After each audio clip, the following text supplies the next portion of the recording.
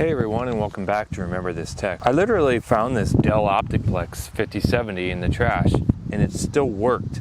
Inside was a i7 9700 that clocks up to 4.7 gigahertz, 8 gig of DDR4, and even a Samsung NVMe SSD. But what's the catch? Well, it's got this sucker right here, the dreaded NVIDIA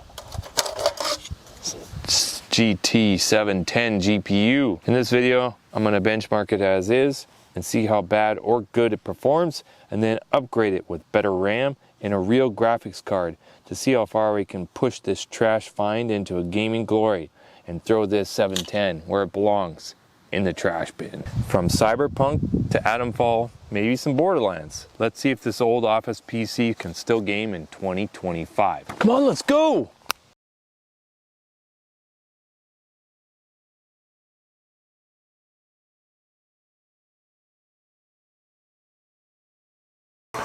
All right, let's start this slideshow capture. Oh, I can barely move.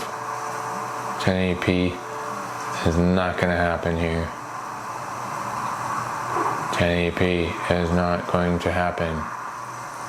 Why am I even bother going towards this frickin' enemies when I can't even do more than 5 FPS, man? Oh, they're all 6, so probably gonna lag kill me. I can't see. Oh gosh. We need to go down to, I gotta stop this counter. We have to go down to 720p. There's no other way I can play this.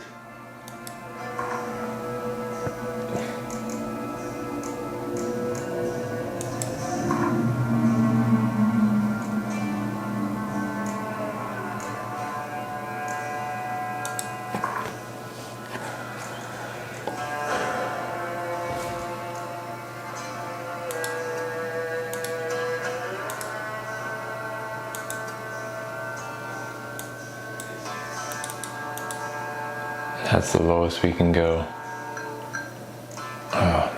Even the mouse is so laggy, I can't even move it. Oh, it's horrible. Anyways, so let's go back here, restart the counter. As you can see, we gained about 2 FPS. Is it playable? No, it's not. Let's go help Roach. It looks like there's enemies by him. But of course there's not, because it's just a glitch in the game rendering, the mini-map. This is so horrible.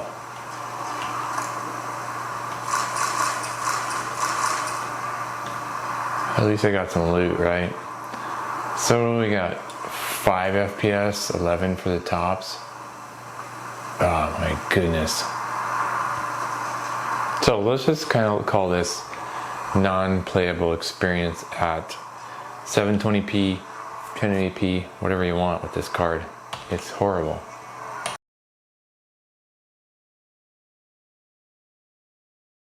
Alright, let's just cut to the chase, shall we? Instead of going through the litany of games that the GT710 will or won't run, let's just say that half of them aren't going to run on this older card. Going forward in the testing, if it does run, I'm just going to put a comparison chart with its FPS versus the upgraded system, so you can get a side-by-side of how woefully inadequate and not up to the task the GT710 really is in 2025. And another thing is, well, I just got plain frustrated with trying to run any game at 5 FPS. So with the magic of film editing, let's jump cut right to me upgrading to the A380 video card, and maybe a few of the problems that I had putting in the system. So without further ado, let's get right to it. Come on, let's go!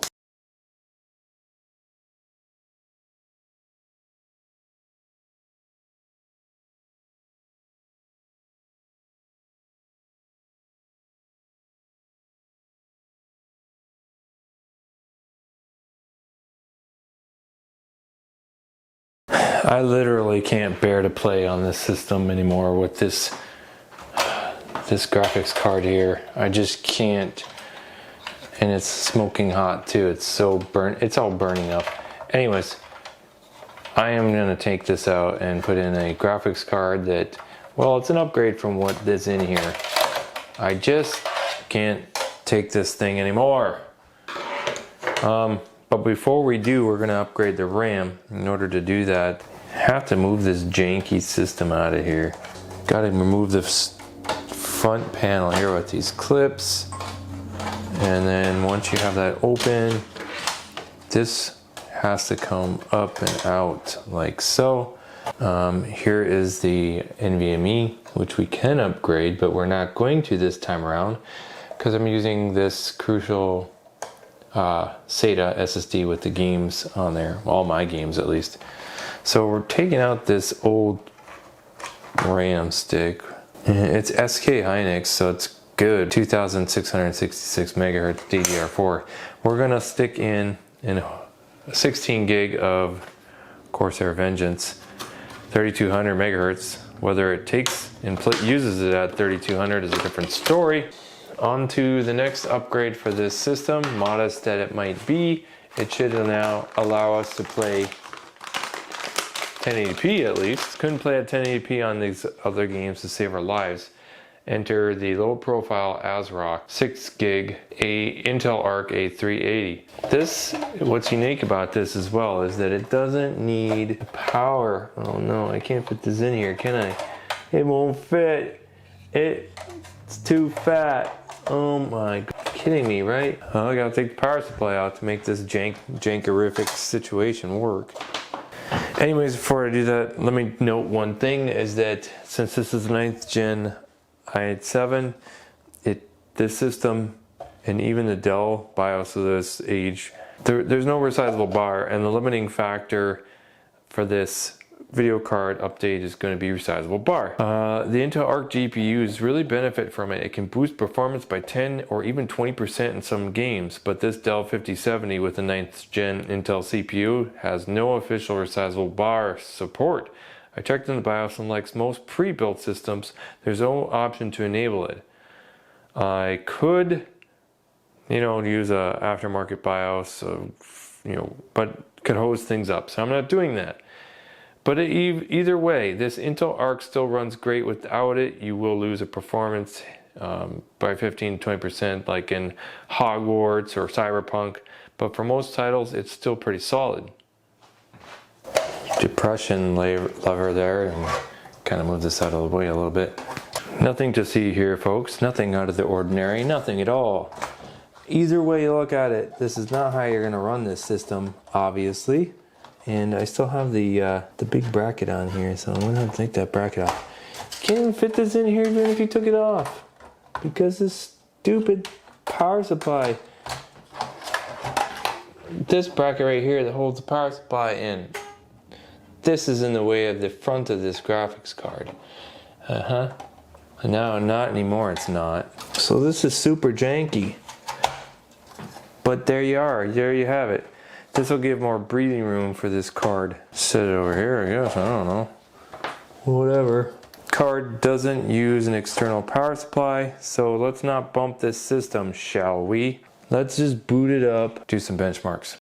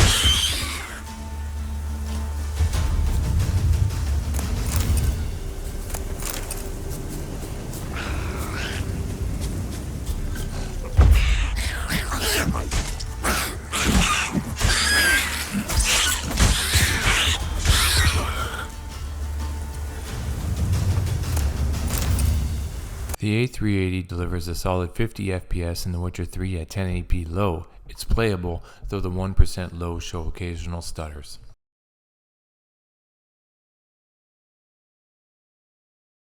So here we have Borderlands 2 at 1080p high, and I think this A380 should just destroy the GT 710, and at the end of the game benchmark, the graph is surely going to show that result.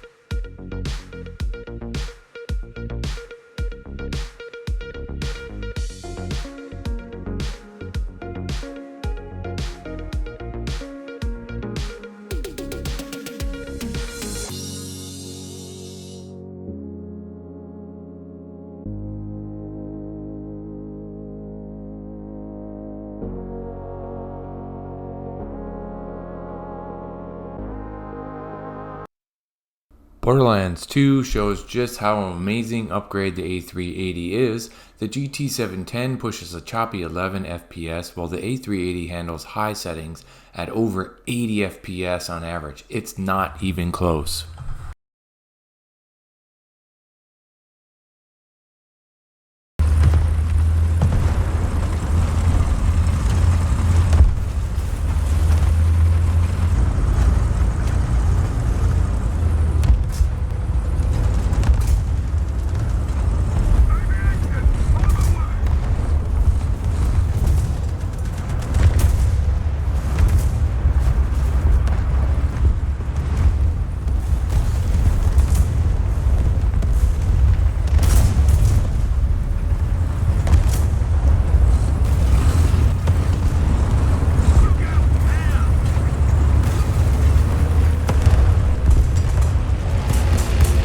War Thunder runs at 13 FPS on the GT 710 at 720p, while the A380 crushes it at 1080p with 140 FPS average, even with rough 0.1% lows. This is a huge win for the A380 even without resizable bar.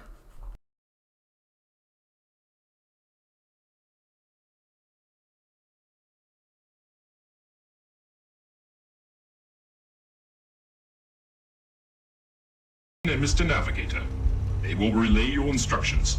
Dismissed. Look lively, lads. Scavengers approach. Soldier, man the cannons. Kill them only as a last resort. Few warning shots. Solutions. The cannons are ready.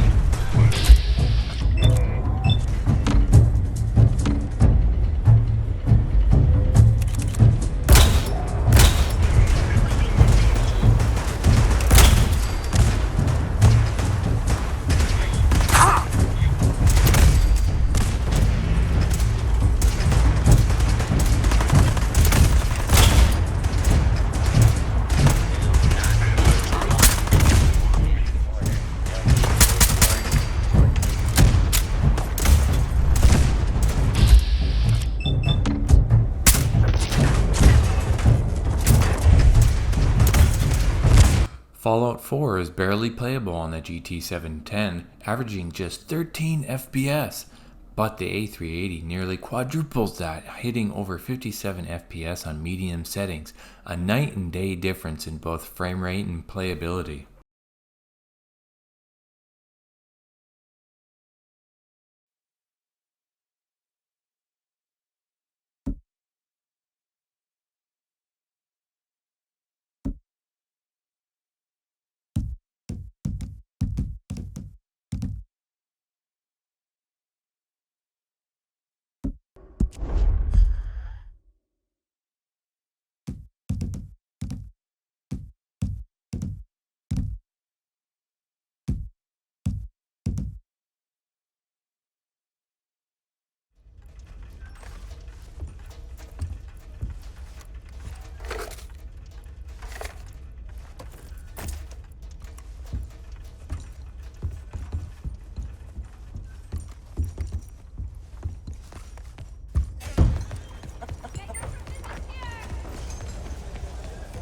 good.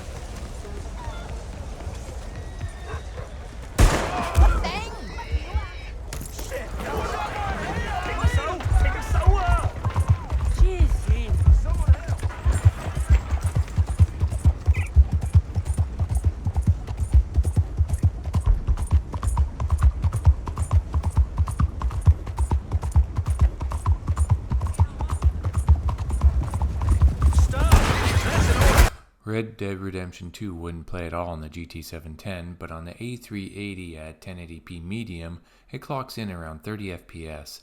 The A380 does decently here though, the 1% lows might cause occasional glitches.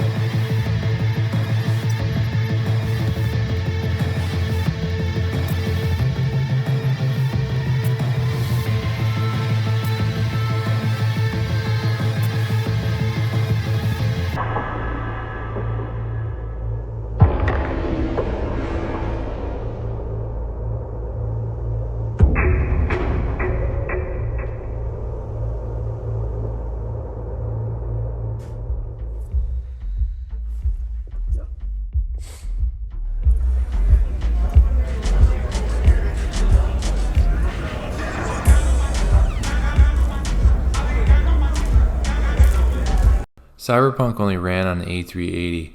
Cyberpunk is brutal. Even the A380 manages just 25 FPS on average on high settings. This is still playable, but don't expect miracles here.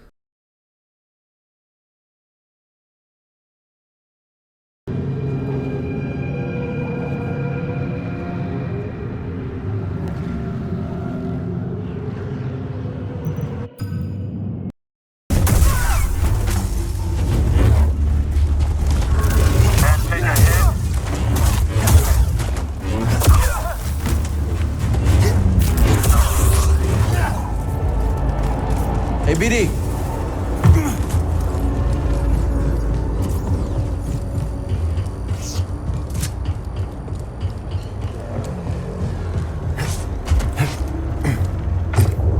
Some kind of rare mineral, I guess. Yeah, it's beautiful.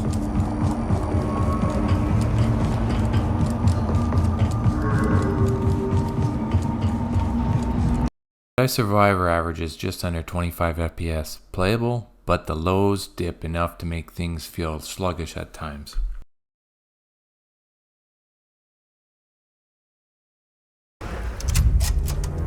Lower that window.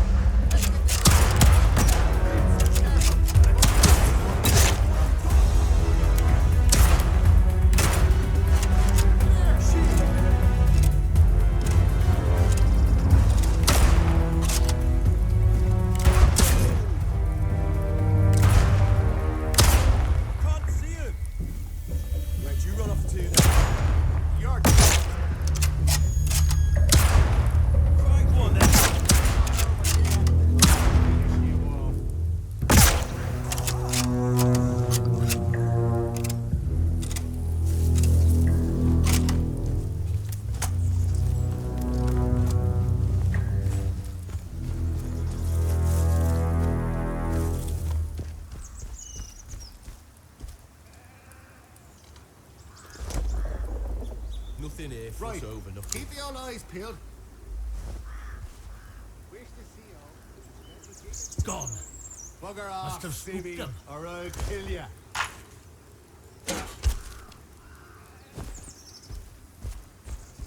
Atomfall runs great on the A380 with an average near 100 FPS.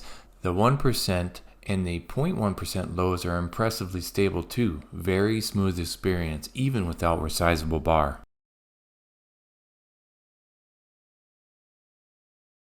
So, in wrapping up, even though this Dell Dimension 5070 with the i7-9700 CPU doesn't support resizable bar, the A380 still delivered a massive performance uplift. Games that were totally unplayable on the GT710 suddenly became playable, and in some cases even enjoyable, with acceptable frame rates well over 60 FPS, and in some cases 100. Sure, the A380 has its quirks, and you can expect a few noticeable frame dips in some titles, in fact. But for around $100, used or even new in some cases, it's still one of the best bang for the buck upgrades, even for non-resizable bar supported systems. And if your system supports resizable bar for Intel 10th generation and above, you'll get even more performance boost out of that system. So if you're still holding on to that pre-10th gen Intel system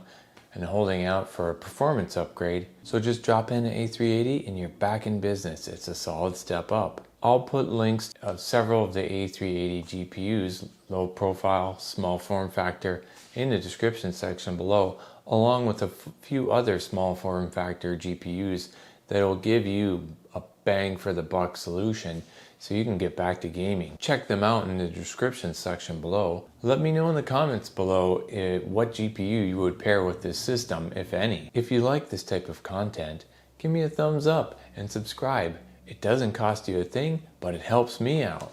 Thanks for watching. Remember this tech.